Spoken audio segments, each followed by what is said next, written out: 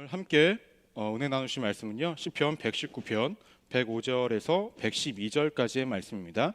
시편 119편 105절에서 112절까지의 말씀을 우리 다 함께 봉독하도록 하겠습니다.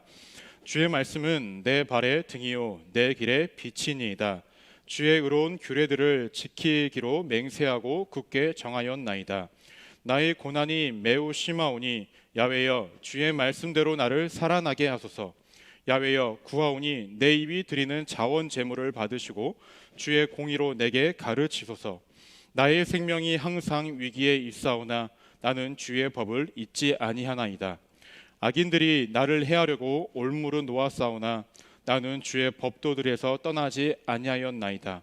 주의 증거들로 내가 영원히 나의 기업을 삼았사오니 이는 내 마음의 즐거움이 됨이니이다. 내가 주의 율례들을 영원히 행하려고 내 마음을 기울였나이다. 아멘. 저는 시편 119편 105절에서 112절까지의 말씀을 근거로 말씀의 제자되는 클레마라는 제목으로 함께 은혜를 나누고자 합니다. 말씀 제목 한번 따라해 볼까요? 말씀의 제자되는 클레마. 네. 한 주간 잘 지내셨죠? 이번 한 주는 눈이 엄청 좀 많이 와서 많은 변화들이 약간 있었던 것 같아요. 이번 주 새벽 예배하고 있는 건 아시죠? 네, 12강주를 하고 있는데 전날 눈이 많이 오다 보니까 출근하는 길에 조금 이렇게 쉽지 않은 길들이 있었어요. 근데 재미있는 것은 가는 길에 이렇게 차들이 버려져 있더라고요. 이게 뭐 부자이신 분들이 많으신가 봐요. 이렇게 뭐 특정 브랜드를 얘기해도 되나요? 뭐 벤츠, BMW, 뭐 현대, 뭐 이런 차들이 이렇게 길거리에 버려져 있더라고요. 혹시 여러분들도 그렇게 버리실 이유가 있으시면 저한테 연락 주시면 제가 이렇게 잘 걷어가도록 하겠습니다. 아멘. 아멘 한 명도 안 하네요. 네. 괜한 얘기를 했네요. 웃지도 않고. 예. 가식적으로 웃지 마요. 더 기분 나쁘니. 예. 원래 이렇게 재미가 없는 사람은 아닌데 대중들 앞에 서면은 여기서 웃나? 이게 킬링 포인트야? 2021년도에는 유머러스한 대중 앞에서도 유머러스한 어떠한 그 목회자로서 바로 설 수 있도록 성령의 충만함이 있기를 여러분들이 좀 기도해 주시기를 부탁드리겠습니다. 아멘. 아멘이 크네요. 아까는 아멘이 없더니. 예, 좋습니다. 혹시 지난주 설교를 기억하시나요? 은수 집에서 외쳤습니다. 네, 좋아요. 지난주 설교 혹시 기억하시나요? 지난주 설교 제가 간단하게 말씀드리고 넘어가도록 하겠습니다. 예수님의 삶을 통하여서 우리의 2021년이 어떻게 살아가야 되는지에 대해서 함께 은혜를 나눴었습니다. 뭐 간략하게 말씀드리면 우리가 본질에 충실하자라는 내용으로 함께 은혜를 나눴었죠. 예수님의 그 3대 사역을 통하여서 우리가 살펴봤었는데요. 첫 번째는 가르치시고 복음을 전하시고 그 다음에 병자들을 고치시는 걸로 통하여서 예수님은 자신의 일상에서도 충실한 삶을 사셨다라고 말씀드렸습니다. 더 나아가서 예수님께서는 충실한 삶이 단순히 열심히 최선을 다하는 일상이 아니었고 예수님께서 말씀하시는 충실한 삶은 하나님을 공개할 수 있는 그런 삶을 드러내는 인생이었고 또 이타적인 삶을 사셨다라고 말씀드렸습니다. 더 나아가서 우리가 기억해야 할 것은 무엇이냐? 나를 위해 죽으시고 부활하신 십자가에 못 박히신 그 사랑을 잃어버리지 않고 살아가는 것, 그것이 우리가 2021년도에 우리의 마음속에 품고 살아가야 할 본질이라고 말씀을 드렸었습니다. 오늘 말씀 제목은 말씀의 제자되는 교회라는 우리 교회의 목표를 근거로 우리가 말씀의 제자되는 클레마라는 제목으로 함께 은혜를 나누고자 합니다. 요즘 개인적으로 긍정적으로 생각하는 부분들이 있어요. 어떤 부분들이냐면요, 최근에 연말부터 지금까지 해서 한 5-6명의 지체들이 저에게 연락이 와요. 어떤 연락이 왔냐면, 목사님 말씀을 이렇게 읽는데 이런 부분이 이해가 되지 않아요 라는 부분들이 이렇게 연락을 줄더라고요. 참 그분들도 참 신기해요. 제가 알 거라고 생각을 했나 봐요. 네. 어쨌든 그 질문해 줘서 고마워요. 왜냐면은 그렇게 나를 인정해 준 거니까. 네. 그래서 같이 이렇게 좀 나누고 하는 시간들이 있었습니다. 또 요즘에 또 보니까 몇몇 이게 그룹 주체들이 같이 이렇게 필사를 하는 모습도 보여지더라고요. 함께 필사를 하기로 했다라고 이렇게 이야기를 하더라고요. 이런 모습들이 참으로 긍정적인 효과인 것 같아요. 코로나가 생김으로 통하여서 어떡하죠? 긍정적인 효과였죠. 그 전에는 이런 일들이 없었던 것 같아요. 여러분들 뭐 코로나 전에 필사해 보신 분 있으신가요? 예, 예. 그 기성용 그 축구 선수가 하도 이렇게 비판적인 말이 언론이 많으니까 그 사람이 했던 말이 있어요. 답답하면 니들이 차던가. 예. 코로나 때문에 답답하니까 여러분들이 스스로 움직이는 것 같아요. 말씀을 보고 그 다음에 이제 필사를 하고. 여러분들 아실지 모르겠지만 제 2020년도에 기도 제목이 무엇인지 아십니까? 그때 제가 하나님 앞에 드린 기도 중에 하나가, 하나님, 우리 클레마 지체들이 스스로 말씀을 보고 스스로 기도를 하고 스스로 말씀에 대한 그런 궁금증을 많이 가지는 한 해가 되었으면 좋겠습니다라는 기도 제목이었는데요. 2020년도 말미에, 그리고 2020년 1년도 지금 이 시점에 이루어지고 있다는 거죠. 너무나 감사합니다. 그래서 2021년도는요, 우리가 좀 더 말씀에 더욱더 제자되는 그런 우리의 공동체가 되기를 소망합니다. 오늘 우리의 말씀의 그 시편 119편 105절에서 112절의 말씀을 근거로 우리가 왜 말씀을 읽어야 하고 어떠한 마음가짐과 어떠한 믿음으로 읽어야 하며, 이 말씀을 읽어가고 우리가 말씀을 알아가고 말씀대로 살아가는 것이 내 삶에 어떠한 유익이 되어지는지, 또한 이렇게 말씀으로 살아가는 것을 내 삶에 어떻게 적용시켜야 하는지에 대해서 함께 말씀을 나누고자 합니다. 우리가 한 절 한 절 보면서 은혜를 나누고자 할 텐데요. 먼저 105절 말씀부터 한번 보도록 하겠습니다. 105절 말씀을 보면 이렇게 언급이 되어집니다. 주의 말씀은 내 발의 등이요 내 길의 빛이니이다 라고 얘기합니다. 그래서 주의 말씀은 내 발의 등이고 내 길의 빛이다라고 얘기하는데, 여기서 내 발이라는 것은 의미적으로 보면은 나의 행위, 나의 인생의 여정이라는 뜻이에요. 그 등입니다. 주의 말씀이 나의 발걸음과 나의 행위와 나의 어떤 인생의 등입니다라고 얘기합니다. 여기서 말하는 등은 어떤 거냐? 심지가 있고 기름이 있어서 우리가 흔히 아는 초롱불과 같은 어떤 그런 건데요. 이스라엘 백성들은 당시에 이러한 등이 없게 살아갈 수가 없다라는 거예요. 왜냐하면 지금처럼 이렇게 전기가 들어온 상황이 아니었었기 때문에 그 등이 꼭 필요했다라는 거죠. 한마디로 삶을 살아가는 데에 있어서 꼭 필수적인 요소였다라는 거예요. 그래서 당시에 이스라엘 사람들은 이 등이 없다라고 한다면 뭐라고 생각을 했었냐? 자신의 삶에 망함이 올 거라고 생각을 했다라는 거예요. 한마디로 이 시편의 저자는 뭐라고 얘기하냐? 주의 말씀은 내 발의 등이요 내 길의 빛이니이다라고 얘기하면서, 주의 말씀은 내 삶 가운데서 꼭 필요한 것들이고 그것이 없을 경우는 내 인생은 망가질 수 있습니다라고 이야기합니다. 더 나아가서 내 길에, 내 인생 전역에 빛입니다라고 이야기했을 때, 이 빛은 우리가 흔히 아는 해와 달, 이렇게 발광체 이런 것들을 의미합니다. 근데 이 히브리어 단어를 보시면요, 뭐라고 정확하게 나오냐면은, 이스라엘 백성들이 가나안 땅으로 가는 와중에 광야에서 생활했을 때 무슨 기둥으로 하나님이 인도하셨죠? 구름 기둥과 불 기둥으로 인도를 하셨습니다. 이때 불 기둥을 나타냈을 때의 이 빛이니다라는 같은 단어라는 거예요. 무엇을 의미합니까? 이 시편 저자는 뭐라고 얘기하냐면, 하나님, 내 인생의 모든 것들이, 내가 걸어가는 인생의 모든 여정은 하나님의 말씀이 없으면 내가 살아갈 수 없고 이 말씀이 나를 이끌고 계십니다 라고 이렇게 고백을 하고 있다는 거예요. 그럼 106절 말씀을 한번 이어서 보겠습니다. 주의 의로운 규례들을 지키기로 맹세하고 내가 정하였나이다 라고 얘기합니다. 여기서 시편 저자는 뭐라고 이야기하냐면, 하나님은 의로우십니다 라고 얘기합니다. 주의 의로우신 하나님께서 주신 이 규례들을 내가 지키기로 맹세하고 굳게 정하였습니다 라고 합니다. 여기서 맹세했다라는 말은 누구에 의해서 강제적으로 이루어진 것이 아니라 내가 자발적으로 맹세하겠다라는 거예요. 내가 자발적으로 그렇게 살아가겠다라는 거예요. 내 마음에 변함없이 내가 그렇게 살아가겠다라고 이야기하고 있습니다. 그러면서 107절부터는 시편의 이 저자의 상황이 등장을 해요. 자신이 어떠한 상황 가운데 놓여졌는지에 대해서 107절을 보시면 이렇게 언급이 되어집니다. 나의 고난이 매우 심하오니 야훼여 주의 말씀대로 나를 살아가게 하소서라고 얘기합니다. 시편 저자는 하나님의 말씀대로 살아가면 그래도 객관적으로 봤을 때 좀 좋은 상황과 여건이 펼쳐질 줄 알았겠지만, 막상 하나님의 말씀대로 뜻대로 살아가는 인생 가운데에 뭐라고 이야기하냐면, 나의 삶의 고난이 매우 심합니다 라고 얘기합니다. 더 나아가서 뭐라냐면, 야훼여 주의 말씀대로 나를 살아나게 하소서라고 얘기합니다. 자신이 죽음에 임박해 있다라는 거예요. 고난 가운데 있고 그 고난이 나를 죽음으로 인도하고 있으니 하나님께서 나를 인도하여 달라고 이렇게 이야기를 합니다. 이어서 108절 말씀을 보시면 이렇게 언급이 되어집니다. 야훼여 구하오니 내 입이 드리는 자원 제물을 받으시고 주의 공의를 내게 가르치소서라고 얘기합니다. 이 시편 저자는요, 우리 자원 제물이 무엇이냐면 하나님과의 어떠한 자원에서 드리는 제물이에요. 화목을 이루기 위해서. 근데 동물을 가축을 바쳐야 되는데 가축을 바치는 것이 아니라 여기서 뭐라고 얘기하죠? 내 입이 드리는 자원 제물이라고 그래요. 자신의 상황은 너무나 고난 가운데 있고 죽기 일부 직전인데 더 나아가서 내가 하나님께 드릴 제물마저도 없는 상황이에요. 그러니까 나의 입술의 고백이 나의 입으로 드리는 이 자원 제물을 하나님 받아 주십시오라고 하시고 뭐라고 얘기하냐? 주의 공의를 내게 가르치소서라고 합니다. 하나님 공의로우신 하나님이십니까? 주의 말씀대로 살아가는 나에게 당신의 공의를 지금 이 시간 가운데 내게 보여달라고 이야기를 하고 있는 것입니다.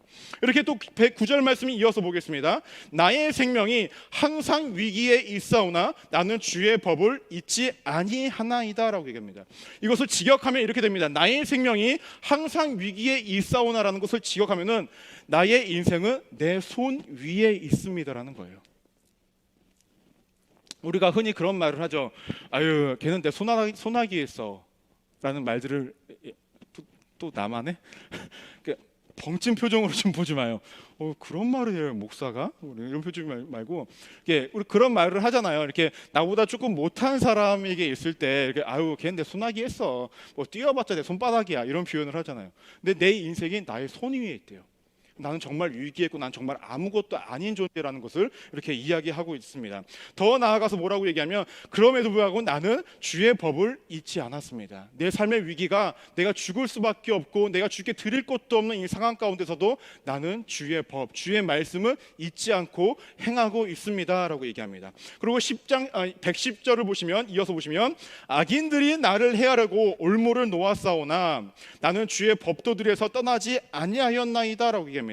악인들은 우연히 생긴 존재들이 아니에요. 이미 이전부터 이 시편의 저자를 죽이려고 했던, 고난을 주기려고 했던, 힘들게 만들려고 했던 사람들이라는 거예요.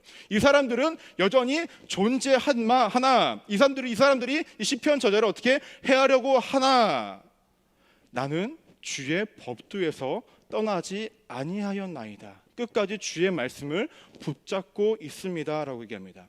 그리고 111절에서 이렇게 저자가 자신의 상황 속에서도 하나님을 의지할 수 있는 이유를 이야기합니다. 말씀을 지켜 행하는 이유를 이야기합니다. 111절 보시면 주의 증거들로, 주의 말씀들로 내가 영원히 나의 기업을 삼았사오니 이는 내 마음의 즐거움이 됨이니이다 라고 얘기합니다. 여기서 기업이라는 것은 우리가 흔히 아는 하나님이 주시는 유산, 어떤 자산, 우리가 흔히 이스라엘 백성들을 어떤 성경에서 보면은 땅 이런 것들을 이야기하죠. 내가 말씀을 지켜 행하는 것들이 어떻게 하죠? 하나님이 내게 주신 기업이라는 거예요. 그렇기 때문에 내가 이것을 마음 가운데 즐거움으로 삼고 내가 말씀을 지켜 살아가고 말씀을 믿으며 나아갈 수 있다라고 이야기합니다. 더 나아가서 112절을 보시면 내가 주의 율례들을 영원히 헤아려고 내 마음을 기울였나이다 라고 얘기합니다. 그래서 내 마음을 기울였다라는 것은 나라는 인간 조체 그 자체가 하나님의 말씀에 귀를 기울이고 하나님의 마음에 내가 합당하게 살겠습니다 라고 이야기하는 것입니다. 그렇다고 한다면 이 시편 저자는 분명 105절에서 112절까지 뭐라고 얘기하는 것이냐면 하나님, 내가 어떠한 상황 가운데서도 주의 말씀을 기억하고 내가 어떠한 상황과 환경 가운데서도 주의 말씀을 지켜 행하겠나이다 라고 이렇게 이야기를 하고 있다는 거죠.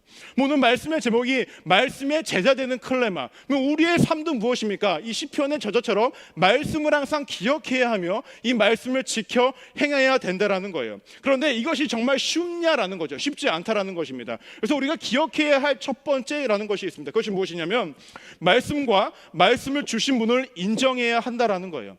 말씀과 말씀을 주신 분을 인정해야만 우리가 그것을 기억하고 지켜 행할 수 있다라는 것입니다.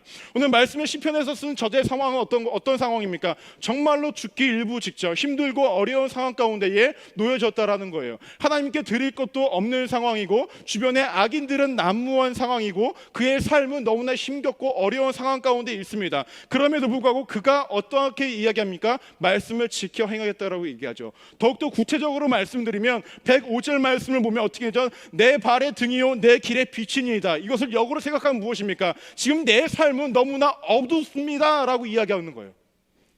하나님, 내 눈앞에 보이는 것이 아무것도 없으니 주의 말씀만이 내 발의 등이고 내 길의 빛입니다. 내가 의지할 곳 당신밖에 없고 주의 말씀밖에 없습니다 라고 이야기하고 있는 상황이라는 거예요.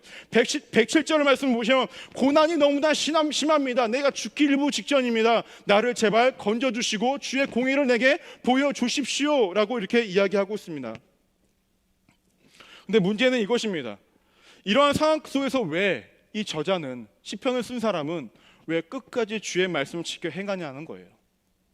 우리 그냥 간단하게 이야기를 한번 해봅시다.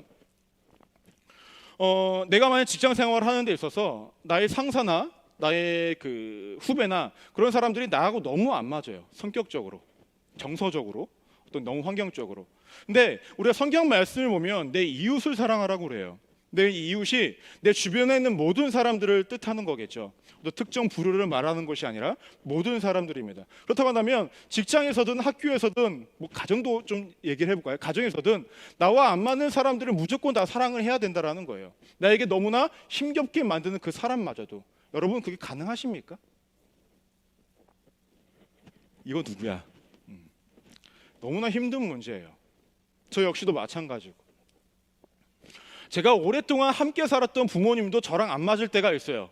그때마다 의견 충돌이 있고 그때만큼 너무나 미워요. 근데 성경에서 뭐죠? 누군가를 미워하는 것도 살인하는 것과 다르지 않다라고 이야기를 하죠. 그 안에 내 안에 이미 죄성이 가득한 거죠. 또한 사업을 하시는 분들을 우리 기억을 한번 해보겠습니다. 우리는 성경에서 뭐라고 얘기하죠? 공의롭게 정의롭게 살라라고 이야기합니다. 근데 사업을 해보신 분들은 아십니다. 사업을 해보시는 분들이 대부분 세무사를 쓰죠. 세무사를 쓰는 이유가 무엇입니까? 세금을 물론 다 그런 건 아니지만 바르게 내기 위해서 세무사를 쓰는 경우도 있지만 많은 부분들은 어떻게 하죠? 조금이라도 덜 내기 위한, 아닌가요? 사업을 안 해봐서 모르나요?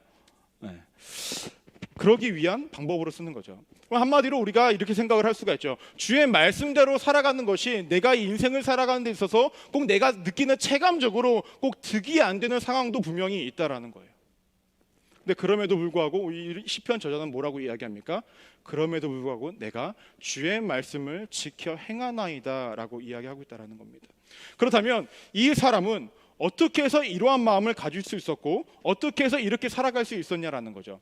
이 사람이 이렇게 살아갈 수 있었던 것은 이것입니다. 말씀이 인생의 유일한 이정표임을 인정했다라는 거예요. 다 같이 한번 읽어볼까요? 말씀이 인생의 유일한 이정표임을 인정한 것입니다.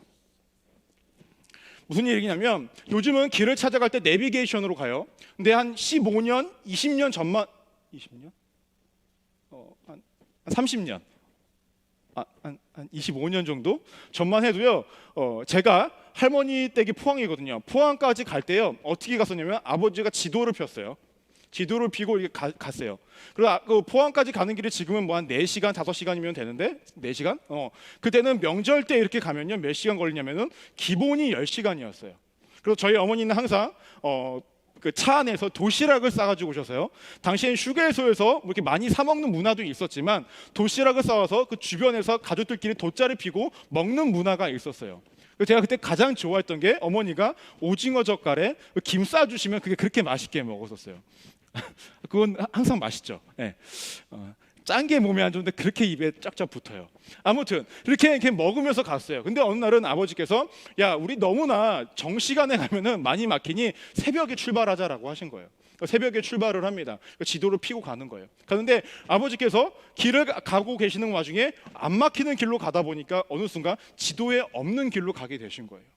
그러면 이제는 지도는 아무런 의미가 없어진 겁니다. 그럼 뭐만 바라보고 가야 됩니까? 나오는 앞에 있는 이정표만 바라보고 가야 돼요. 그러니까 아버지께서 이정표만 바라보시다가 어떻게 결국에는 할머니 댁에 도착했다라는 거예요.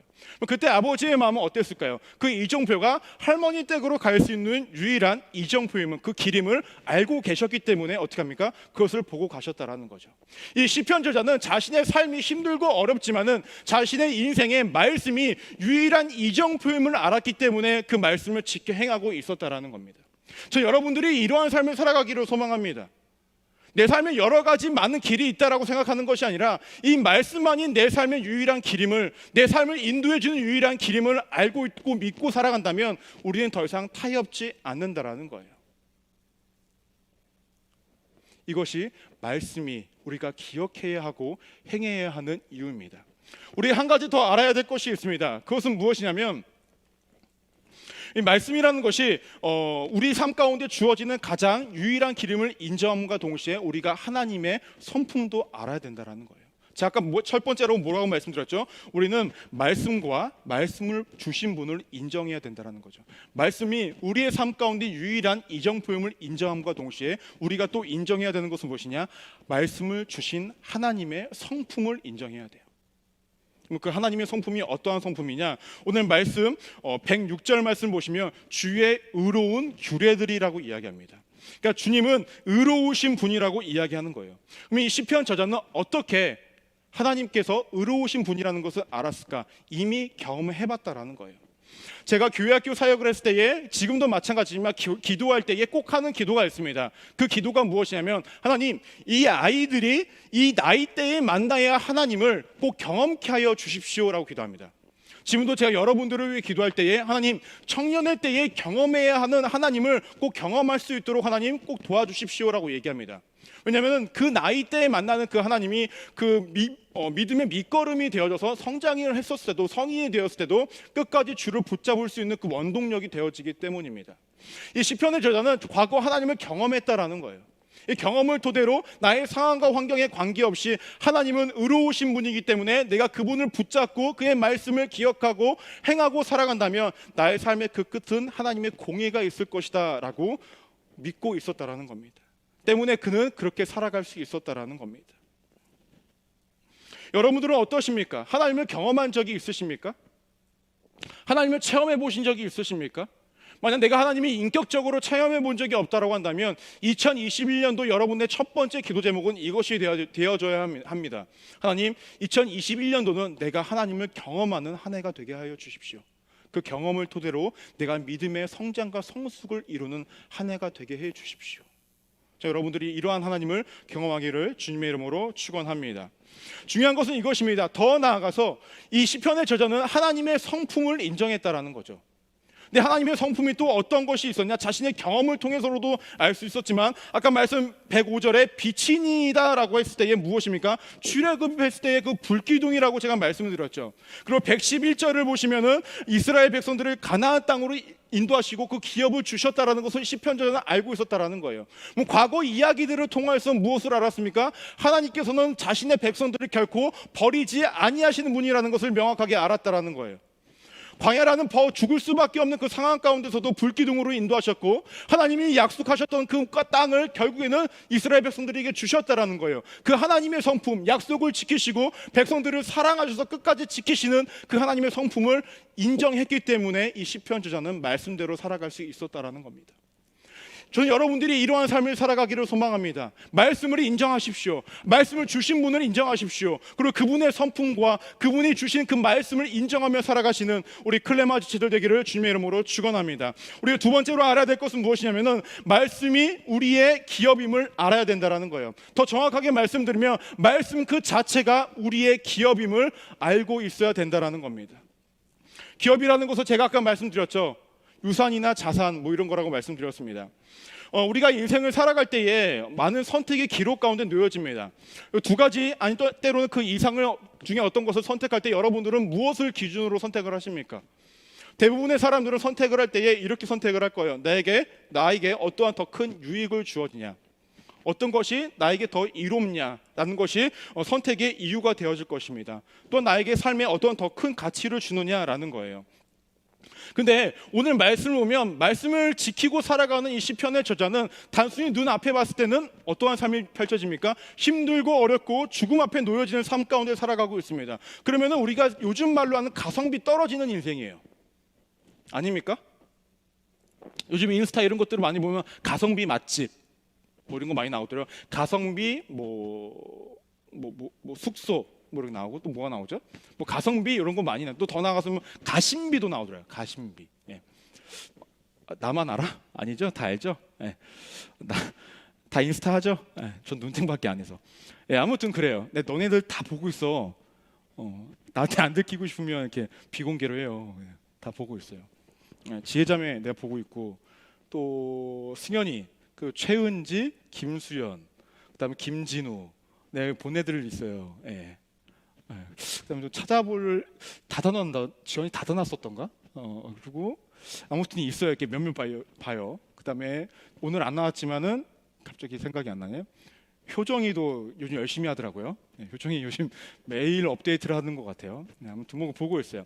아무튼 중요한 것은 무엇이냐면 우리가 말씀대로 살아가는 것이 때로는 가성비가 떨어지는 인생 같아요. 가성비가 떨어지는 인생. 그런데 이 시편 저자는 정말 알았던 거예요. 뭐냐? 더 큰 가성비가 있다라는 거. 눈앞에 보이는 힘듦 때문에 더 큰 가치와 더 큰 이득을 놓치고 싶지 않았다라는 거예요. 그것이 무엇입니까? 말씀을 지켜 행하는 것. 지금 당장은 내가 이거 어렵지만 이거 지켜 행한다고 한다면, 또 말씀을 기억하고 살아간다고 한다면 내 인생에 더 큰 것들이 주어질 것을 알고 있었다라는 거예요. 그것을 보시면 여러분 명확하게 나옵니다. 말씀 111편을 보시면 제가 말씀드렸죠. 나의 기업을 삼았사오니 라고 합니다.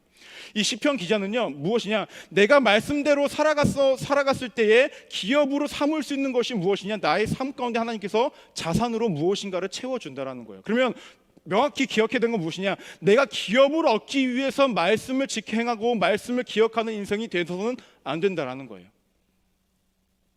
말씀을 지켜 행하고 말씀대로 살아가다 보니 어떻게 하죠? 기업이 주어진 거죠. 그럼 다시 한번 말씀드립니다. 두 번째가 말씀이 우리의 기업임을 알아야 된다라는 거예요. 말씀 그 자체가. 내가 말씀 그대로 내가 살아 알고 지키고 행하가는 그 자체가 기업임을 알면은 그대로 살아간다고 하면 자동적으로 나머지 것들은 붙여진다라는 거죠. 저 여러분들이 2021년도 명확하게 기억하기를 소망합니다. 다른 것들 다 필요 없습니다. 말씀의 제자 되는 것, 말씀을 알고 말씀을 기억하고 말씀대로 행하는 삶, 그것이 우리의 2021년도에 주어져야 하는 삶이라는 거죠. 분명히 때로는 눈앞에 보이는 이득을 취하고 싶을 때가 많이 있을 것입니다. 때로는 눈앞에 있는 것이, 그것을 취하는 것이, 세상의 방법대로 살아가는 것이 내게 더 큰 유익처럼 느껴질 때도 있을 것입니다. 하지만 오늘 본문에서 명확하게 이야기합니다. 말씀 그 자체를 행하는 것이 내 삶의 기업이라는 것. 그리고 나머지는 하나님이 알아서 책임져 주신다는 것. 그리고 우리가 말씀과 말씀을 주신 우리 하나님을 우리가 정말로 인정하는 삶을 살아간다고 한다면 우리의 인생의 그 끝은, 아니 인생의 그 모든 순간순간 가운데서도 하나님이 주신 은혜를 맛보고 하나님의 은혜 가운데 살아갈 수 있습니다. 2021년도 여러분은 어떻게 살아가기를 소망하십니까? 단순하게 눈앞에 보이는 이득과 유익과 만족을 위한 삶입니까? 아니면 더 큰 가치와 더 큰 유익과 하나님의 은혜를 맛보기를 위한 삶입니까? 만약 여러분들이 후자를 선택한다고 한다면 여러분들은 지금 선택하셔야 됩니다. 내가 말씀의 제자 되어줘야 되겠다. 더 나아가서 내가 말씀과 말씀을 주신 하나님을 인정해야 되겠다. 그 하나님이 내 삶에 어떻게 역사하시는지 내가 그분의 성품을 알기에 인정하며 나아가야 되겠다. 그리고 말씀을 그 자체가 내 삶의 기업임을 기억해야 되겠다. 이 마음을 품고 살아가시는 우리 클레마 지체들 되기를 주님의 이름으로 축원합니다. 기도하시겠습니다. 하나님, 2021년도 말씀의 제자 되기를 소망합니다. 말씀을 기억하고 말씀을 알아가고 말씀을 행함으로 통하여서 우리의 삶이 주님의 진정한 제자됨의 삶이 되어지게 하여 주시고, 더 나아가서 말씀과 말씀을 주신 하나님을 인정하며 의지하는 인생, 또 우리 말씀 그 자체가 우리의 기업임을 기억하는 인생, 그렇게 살아갈 수 있도록 붙잡아 주옵소서. 분명히 때로는 흔들리고 때로는 넘어지고 때로는 좌절할 것입니다. 그때마다 우리가 다시금 일어날 수 있는 힘을 허락하여 주시고, 그 일어날 수 있는 힘을 힘입어서 매일매일 삶 가운데 말씀에 중심된 인생 될 수 있도록 붙잡아 주옵소서. 그렇게 역사하시고 함께 하실 하나님께 감사드리며 살아계신 예수 그리스도 이름으로 간절히 기도드립니다. 아멘.